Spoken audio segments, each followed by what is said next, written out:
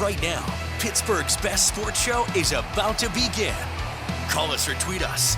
We've got things to talk about on the Ireland Contracting Nightly Sports Call.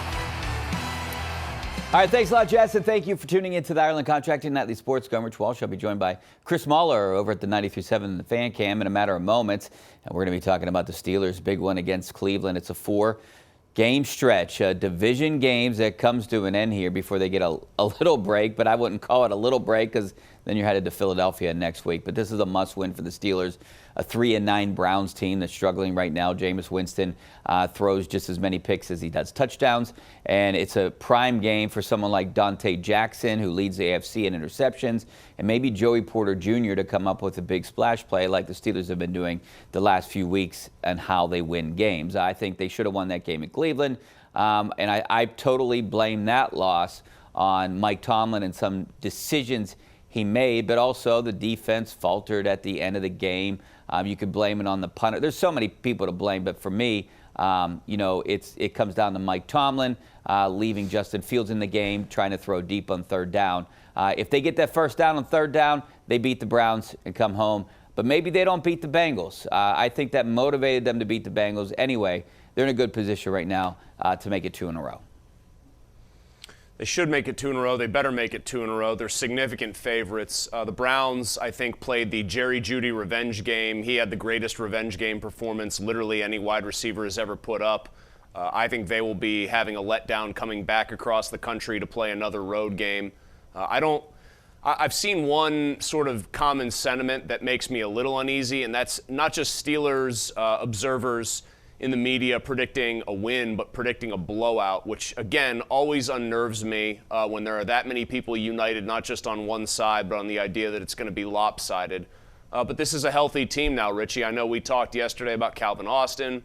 We talked about Alex Highsmith. They're both pretty much going to go. I guess Austin still has to be sort of cleared by the independent neurologist and go through that, but he was full go today. So they'll have as close to their full complement as they're capable of having. And they need this win because you get to 10-3, you can pretty much punch your ticket, all but punch your ticket for the playoffs, just given the landscape of the AFC right now. In fact, I don't know about you, Richie. I'm looking at it and trying to just squint and do the math.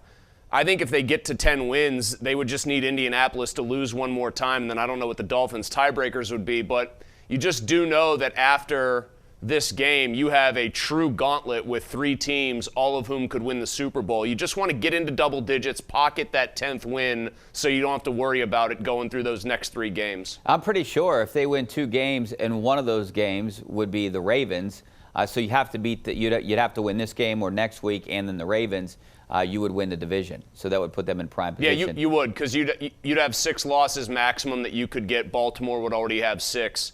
And then you'd own the tiebreaker by virtue of sweeping the season series. So, yeah, they would have a chance to close that door. But, again, that's asking a lot. You still got to go into Baltimore and beat a team that you do have a good track record against, but they're still the Baltimore Ravens. Is it important for them to win the division?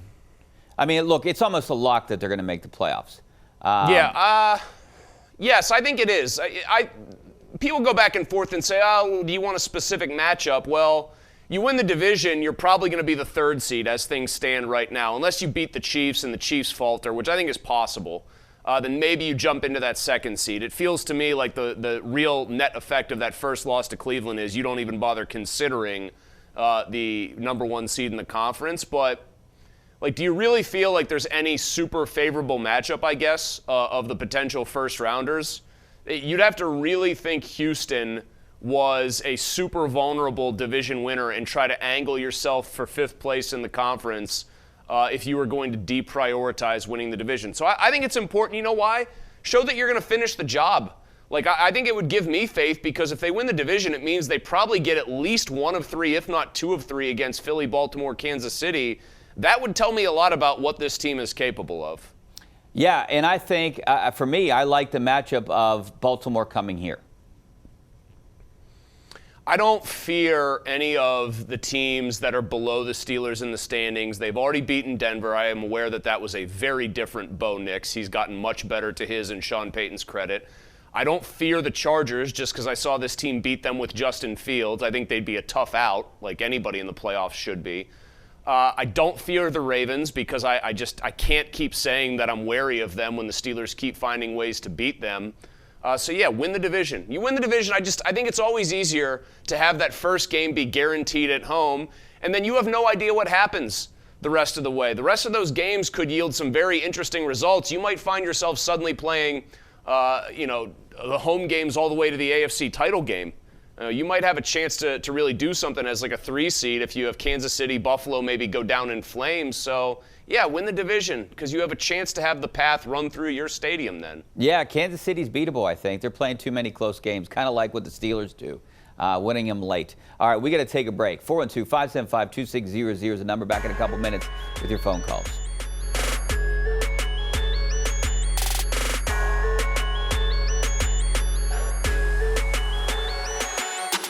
All right, welcome back to the Ireland Contracted Nightly Sports Call. This is our GMC Tweet of the Night. This is from Brian Batko. Larry Ogunjobi is the Steelers nominee for the Walter Payton Man of the Year, passing the torch from Cam Hayward, who won the league-wide award last season. Ogunjobi's annual Thanksgiving turkey giveaway is one of his community service endeavors. Chris, I wanted to ask you, I know this isn't important, but is Larry Ogunjobi visible enough to win this award? I understand he does great things, especially with the turkey drive. I think he takes kids out shopping for school supplies and Christmas. He's visible in the community, but is he visible enough, publicly to win an award like this? You mean visible enough as far as a high-profile enough player on the actual team? Yeah, and, doing more media. Not that that's important, but he's a guy that kind of shy. I like Larry, but he's the kind of guy that shies away from doing interviews. I think something like that potentially could hurt winning an award like this. I don't. I mean, isn't there award, the Chief Award? I mean, there's a local award I totally for the get that. most media-friendly player. I totally get that, and I'm not saying you have to talk to the media to win an award like this because he's done great things, but I'm just saying his visibility. Like Cam Hayward's he's everywhere. Larry Ogunjobi isn't. I mean, I'm actions speak louder than words guy, so if he's doing a turkey drive, if he's taking kids out shopping, if the people who are nominating for this recognize all of those things, that's all that matters to me. Definitely not somebody who thinks that he's got to be in front of the media more. I think when he does talk, he usually has something interesting to say. I'm more interested in the fact that it seems like all these big, nasty defensive linemen on this team are the big softies away from the football field. Cam Hayward looks like he wants to destroy people and crush their bones when he's out there. He was the Man of the Year. Ogunjobi, no stranger to a hard hit when he gets a chance at one, and yet all these guys are teddy bears in the community. I'm very surprised to see all this. I thought those are supposed to be the big, mean guys on the field, Rich. Do you think Ogunjobi comes back next year? The money would be what matters. I mean, they continue to need, I think, defensive line help.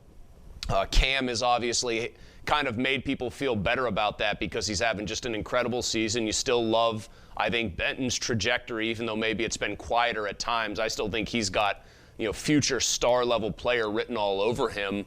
In Ogunjobi's case, you're making the same value judgment I think you've made on him the last couple of years. Is he going to stay healthy enough to justify bringing him back? If he's healthy, and I'll stand by this, if he's healthy, I think he has the potential to be a very disruptive player pretty much every snap he's out there. I know he's getting up there in years. I know he's not the guy who they went against in division games in years past, but when that guy's right physically, I really do think he can cause some ruckus in opposing backfields. I agree, and let's keep on the same subject of next year. I'm going to name a couple guys here, and who do you think is going to be back next year? 3 of them are free agents. Najee Harris, Russell Wilson, Justin Fields, all free agents. George Pickens. Out of those 4 guys, who will be Steelers next year? Russ will be a Steeler next year, and ultimately George Pickens will be a Steeler next year.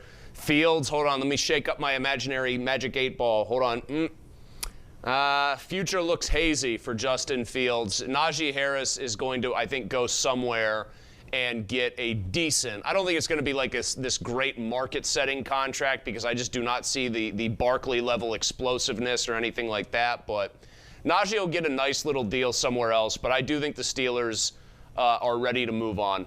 I think that at least Andy Weidel and Omar Khan, from a value perspective, feel like they can probably replace him in the draft with a player in the middle rounds who would give them similar production.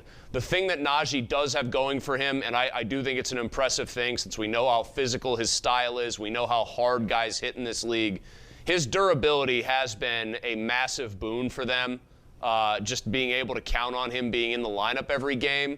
But you also figure, I think at this point, Rich, you've gotten the best of Najee Harris these 4 years, and do you really want to press your luck with any kind of a contract offer to him of significance when there's a pretty deep running back class? I would not. Will it be a disgruntled Pickens that comes back next year? Is it a Pickens with a new deal? I think maybe that's the big question. I mean, if he doesn't have a new deal, I think he is going to be disgruntled. I know Harris didn't get his option picked up, and he's been a good citizen through and through, but I think Pickens is kind of built different from that perspective. I think he would expect and want and demand a new deal. And the thing that people keep bringing up that I don't think is plausible is this idea that the Steelers would sign him to a new contract but make sure that they structured it in a way that they could get out from under it very quickly, i.e. like some of the guarantees in there were only triggered by what I would call, like, I guess, good behavior. Pickens isn't going to sign that. He wants his money. He's going to look at the way he's produced by and large. He's going to look at the way teams defend him, the resources that they are willing to allocate to stop him, and he's going to say, pay me like I'm one of the best wide receivers in the league. And you know, we know about this team's history, Rich, with that position. They don't like to give that many second contracts. A.B., Hines, Deontay, those guys got them. They don't think that they usually need to do this, but I do think Mike Tomlin is pretty seduced by what George Pickens is capable of on any given play and how that can affect opposing defenses. So I think that becomes the high wire act, honestly, man. That's the high wire act. I think they're going to pay him, and then I think they are going to cross their fingers that for at least 3 more years after they pay him, he pretty much stays on the straight and narrow. Yeah, $30 million I think is a lot to gamble with him right now. He's worth it, but we'll see. Kirk out in Manor, how you doing, Kirk? How you doing, Richie, Chris? Good, thanks Happy for coming. holidays to you. You too. And I just have a question quickly. Why are you not incorporating Mike Williams and Roman Wilson? I don't even know the story on Roman Wilson. Well, Roman Wilson is on IR. Your first part of the question is, I think every one of us are wondering, why isn't Mike Williams being used a little bit more? From what I understand, talking to a couple people, maybe he's not on board with the offense, and Russell Wilson doesn't want to spend time in the huddle telling him what to do. But he's been out there for, 60-plus snaps, so you would think he knows a little bit, and he's a veteran. Maybe he's just not getting separation. I don't know. I mean, on that one play where he was basically running Austin's route in Washington where he caught the ball and won the game, it looked like he created plenty of separation very quickly. I mean, I thought he separated just fine, and I'll say what I said yesterday. He's out there. That would suggest to me that they trust him to run plays. Like, you really don't want to put a guy out there who doesn't know what he's doing as a pure decoy and just kind of hope he runs into his defender and occupies him. So I got to believe that Russ just hasn't really looked his way that much other than this one incredibly notable play. All right, let's go out to Michael out in Patterson Township. What's up, Michael? Happy holidays, Richie and Chris. How are you all doing? You too. Thanks for calling, Mike. Great. The Steelers will crush them. Cleveland, they're just going to be out there playing for fun, and the Steelers are going to be serious, and they're going to do a number on them. And by the way, Chris, I appreciate that on-the-record statement you made a while back. You are a man of integrity. You are awesome. And you were right with the Ravens game when you said those officials were definitely going to call a lot of penalties against the, blocking penalties. You were spot on, brother. But anyway, I learned a lot tonight from you guys about the Steelers. Thank you very much. Have a good one, guys. Thanks, Michael. I appreciate it. I forget what statement you made. Remind us. What were you right on? I think I said going into the Ravens game that the crew on that game was known for calling a lot of holding penalties, and Broderick Jones had himself a bit of a rough day with holding calls. So, yes, I was being very studious, Richie. How about 2 little stats for you? You ready for this? Yeah, go ahead. Do you know one of the only quarterbacks who's won a game, in fact, the only quarterback, I believe, for the Browns who has won a game in Pittsburgh since they came back into the NFL? Can you name them? Name him and name the year. Well, 2003, well, okay. Are you talking playoffs or regular season? No, regular season, 03, Tim Couch. You were right on the money. Yeah, 2003 was their last win. Are you aware that the Browns, since coming back into the NFL, have not won 3 straight games against the Pittsburgh Steelers? It just hasn't happened. So, that would obviously be straddling seasons, right? Yeah. They have not had a 3-game winning streak in 25 years since they have been back in the NFL, and they are bidding for one this Sunday. Jameis would become the first and only quarterback in new Cleveland Browns history to sweep the Steelers in a season if he does it. I didn't know that stat, but that's a good one. 25 years, they've not won 3 straight. But the Steelers have been super dominant. 22-1 in Pittsburgh at Acrisure Stadium. Last loss was 2003, Tim Couch. All right, more about this game coming up next. Stay right there.